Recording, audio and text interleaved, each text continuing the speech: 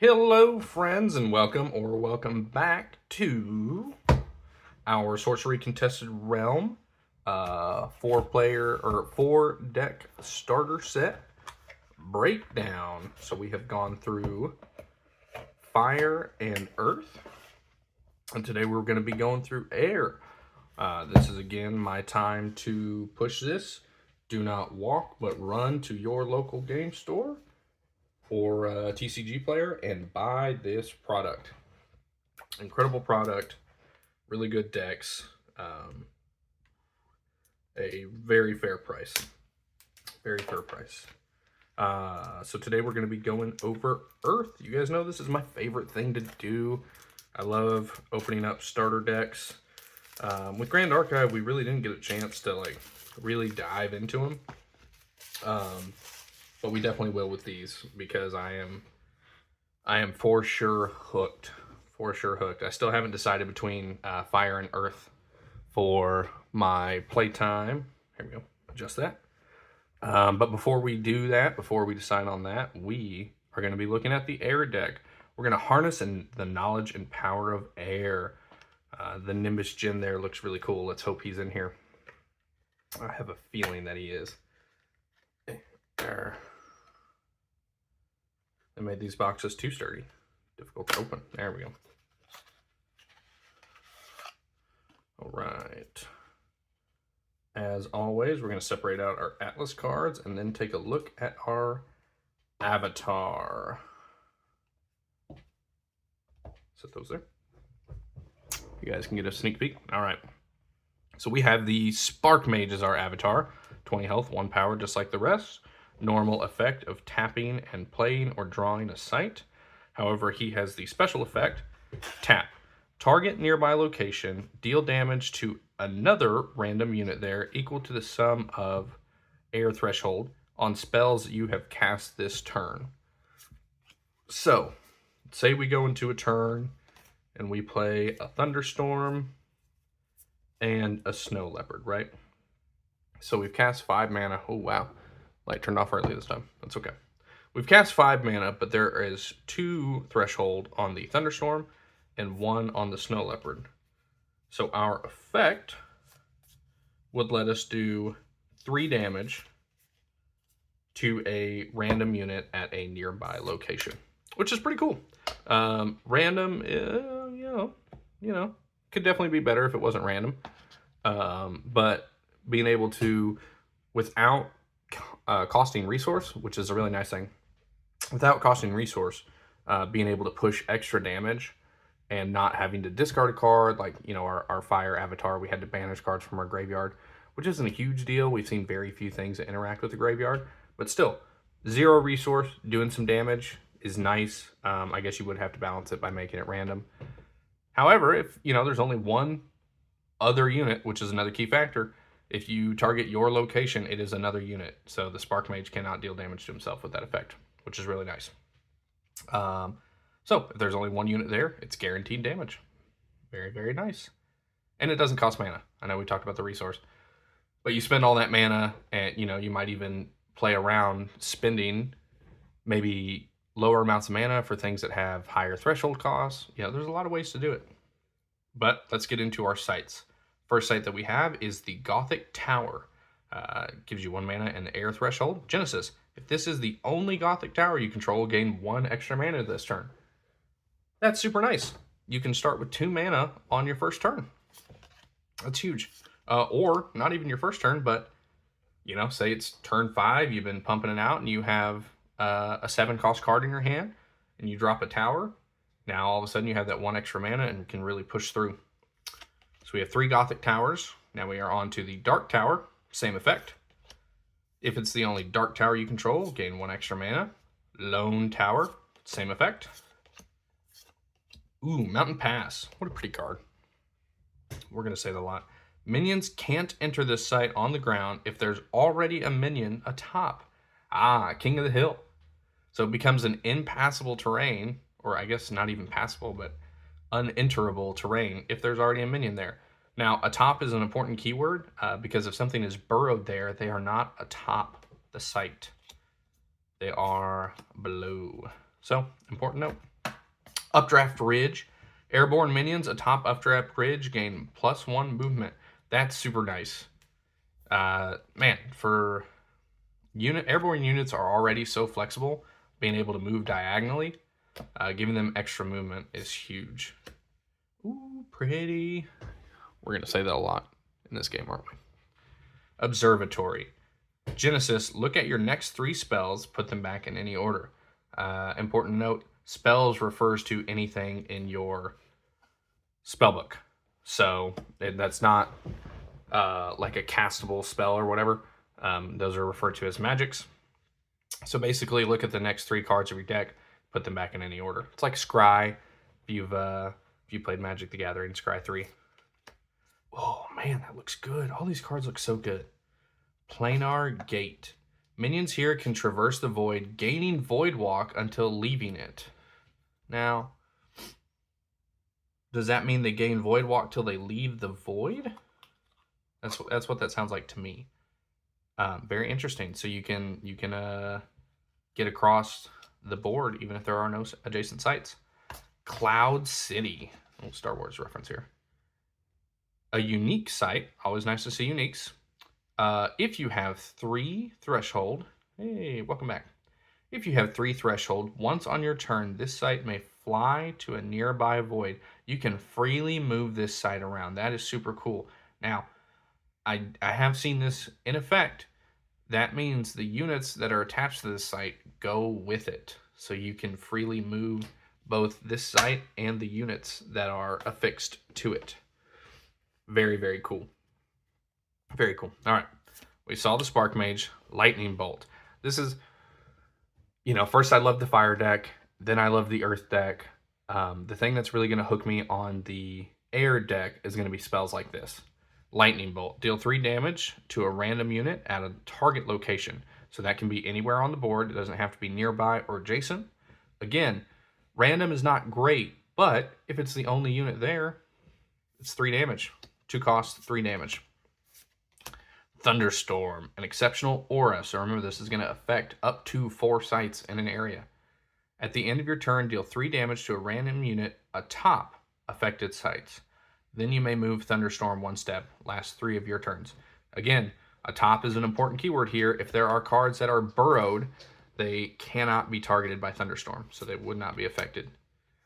Lucky Charm, an exceptional rare. Bear's controller has, whenever you would determine an outcome at a random, determine it in extra time and choose one. That's huge. That is huge for our avatar. So not only would it affect our special ability, so we would get 2 rolls on that, anytime we're determining an outcome. So if we target a random unit with Lightning Bolt, we get 2 chances. Targeting a unit with Thunderstorm, we get 2 chances. Every time that we have to roll or determine a random outcome, Lucky Charm is giving us an extra chance to get the one that we want. Big. Hey, Nimbus Jin. We saw him on the box. Didn't know if he was in here. 6 cost, 2 threshold, 4 power. An airborne unit, which is huge. Remember, these guys can move diagonally. We saw some synergy with our sites in our Atlas deck to give them extra movement. He has a special ability. Discard a spell. Deal 3 damage to another target unit here. Again, here refers to the site that this card is currently occupying. And spell refers to any card out of our spell book. So it could be a relic. It could be an aura. It could be a magic. It could be a minion. So basically, discard a card that's not a site, not an Atlas card. Deal 3 damage to another random unit here. So he can't damage himself. Again, if we have the Lucky Charm, we get 2 rolls on that. Sling Pixies. 1 cost, 1 power, airborne, and ranged. Wow, that's 2 big keywords. Only 1 power though, but special ability. Takes no damage from units with 4 or more power. So it can get some free damage in, it can get some free trades in, it can block and intercept a big unit and not take damage. Seems like a cool card, which is probably only why there's only 1. 1 cost, 2 power, Snow Leopard. Simple as that. Vanilla, but it's in there. A good early game card. Cloud Spirit, 2 cost, 2 power, but airborne and movement +2. So this thing can traverse 3 tiles, or however we want to call them, 3 spaces, 3 sites a turn. Unless it's sitting on top of an updraft ridge when we start, and then it can move 4. That's huge. It can move all the way across the board. And we get 2 of them. Very nice. Oh, God, that's scary. Dead of Night Demon. 2 costs, 2 power, stealth. I don't have the rule book next to me. I believe the way stealth is written, and maybe I'll be able to cut it out and throw it up. Stealth units cannot be the target of spells, abilities, attacks, any sort of action until they perform an action. Once they perform an action, they permanently lose stealth. But handy card. Ooh, speaking of handy cards, I've seen this card a lot in watching gameplay. 2 cost, 2 power, Spectral Stalker, Void Walk. So this guy can traverse the voids. There does not have to be a site present for him to be, for him to move on top of it. With that being said, that means he can be summoned to any void space on the map. So I've seen it, a great turn 1 play. Remember, our towers give us 1 extra mana. So on turn 1, we put down our tower. Because we only control 1 Gothic tower, we're going to get 1 extra mana. We're going to play a Spectral Stalker for 2. We're going to put it right next to the opponent's avatar. And then next turn, we can start swinging in for 2. Right off the rip. Right off the rip. It's a great card. Headless Haunt. 3 cost, 4 power. Void Walk. At the start of your turn, Headless Haunt teleports to the top of a random site or void. Okay. You look at him and you say, all right, he might be a little undercosted. 3 cost, 4 power. That's pretty strong. But at the start of every turn, he teleports to a random tile. That could be interesting. He could teleport right on top of your opponent, or he could teleport to a corner super far away. Next, Kite Archer. 3 cost, 2 power. Everything's looking good here. Ranged. Immediately after performing a ranged strike, he may take a step. Ooh, that's cool. Very interesting. Very interesting. Midnight Rogue. 3 cost, 2 power with ranged and stealth. We get 2 of those. Oh, beautiful, beautiful card. Plumed Pegasus. 3 cost, 3 power with airborne. Airborne's so great. Oh, wow, this is one of the coolest cards I've seen. And it's exceptional. 3 cost, 1 power, so it's got to have a good effect, right? Spire Lich. If Spire Lich is atop a tower, it has +2 power, ranged, and spellcaster. Well, I don't know if you guys remember, but most of our sites, so all of these, are towers. So then he becomes a 3 power unit with ranged, and he can be the origination point of a spell. That's a cool card. Gyre Hippogriffs, Euro Hippogriffs, whichever one. 4 cost, 3 power with airborne and charge. Charge is huge. Airborne's great. These guys get in there. This really takes me back to the days of early Magic. Just seeing some of these, like, I don't want to call them plain Jane, but like how exciting it is to have something with 3 power that has charge and flying. You know how strong that card would have been back in, like, Kamigawa set, things like that. It was, and they probably were costed around 4 or 5 mana too. This just takes me back to like the days of being a kid playing Magic on the, at school, getting my cards taken. I remember it all. All right, next card. 4 cost, Skirmishers of Mu, 3 power, ranged. During basic movement, Skirmishers of Mu may perform a ranged strike from any location along their path.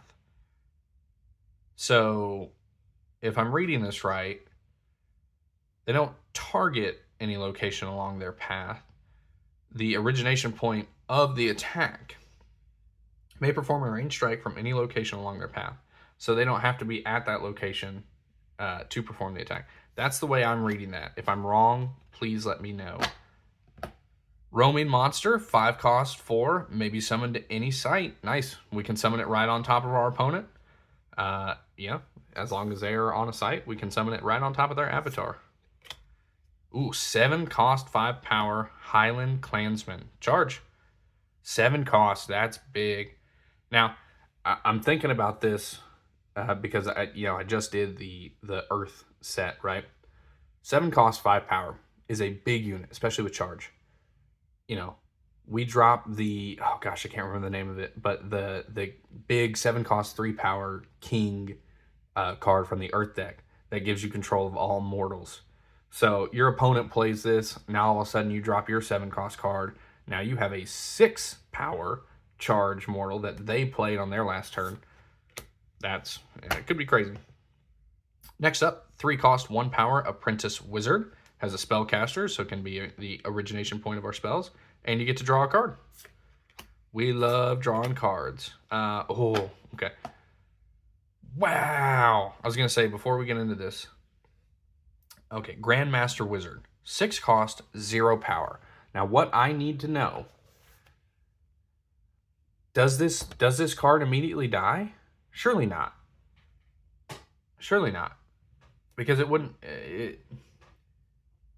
have the spellcaster tag if it died on entry, right? So does simply being at 0 power not cause you to die? Do you just have to take damage at this point? Any damage, any level of damage kills this guy? But even if that wasn't the case, draw 3 spells. Draw 3? That's huge. I play Pot of Greed to draw 3 cards. I think Pot of Greed only draws 2, but it's a Pot of Greed on a body. Let's go. 2 cost, blink. Any ally teleports to a location it's nearby. Draw a card. This can let your bigger guys get in there, move diagonally, even if they don't have airborne. And you get to cycle it. Draw a card. Teleport. Teleport the ally to the surface of target site. This, just like blink, but you don't get to draw a card. However, it removes the requirement of a nearby site. So this can go anywhere on the board. You don't get to draw a card. Blink has a little bit more of a restriction on it, but you get to draw a card. It's good. Okay. 4 cost, raise dead. Summon a random dead minion. We have Monster Reborn. Let's go. Ooh, Chain Lightning. 2 cost. Deal 2 damage to target unit nearby. Any number of times. You may spend 2 to additionally target a new unit nearby the previous one. So the way I'm assuming this works is you pay 2, it deals 2 damage, and then you have to pay another 2 to target a different unit, and then so on and so forth. So the way it's worded is a little funky. Deal 2 damage to target unit nearby. Oh, okay. Period. That's important. Punctuation is very important. I need everybody to see that. So it's not, this card does not read deal 2 damage to any target unit nearby any number of times. You may spend 2 to additionally target blah, blah, blah, blah. The way this card reads is deal 2 damage to target unit nearby. Stop. Any number of times, you may spend 2 to additionally target a new unit nearby the previous one. That's why punctuation is important. And that period makes this card much less confusing. It's 2 costs, deal 2 damage. After that happens, you can pay 2 to target an additional unit, and then so on and so forth. Repeated. Indefinitely if you want, if you have the mana. I haven't seen games get above, 6, 7, if you're playing Earth, maybe 8 mana. So I don't see this happening a whole lot of times, but super cool card nevertheless. And maybe that's your win con, right? Maybe you're playing for that. So what are our big threshold cards? Do we have anything that has 3 threshold? No. Everything's 2 threshold and below. So I'm trying to think of like a big turn with the Sparkmage, right?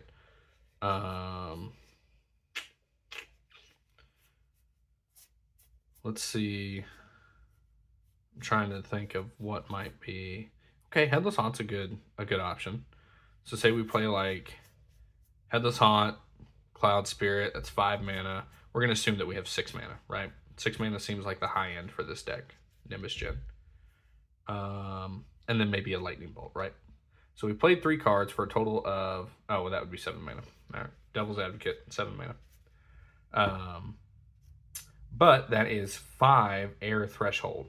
So then we could tap our guy just to deal 5 damage to a unit. Oh, wow. I mean, That's pretty good. That's pretty good. Okay, I'm not gonna lie. I like the air deck. I don't think I like it as much, and this is not me saying whether I think it's better or worse than the other decks. It just right now it's coming down to a preference of playstyle. I don't think I like it as much as the Earth deck. So as of right now, I think I'm sticking with Earth. I haven't opened the Water deck. That'll be our next video. But knowing myself, I'm not a huge blue player, if that makes sense. If anybody's ever played Magic, I'm not a blue guy, not a water guy.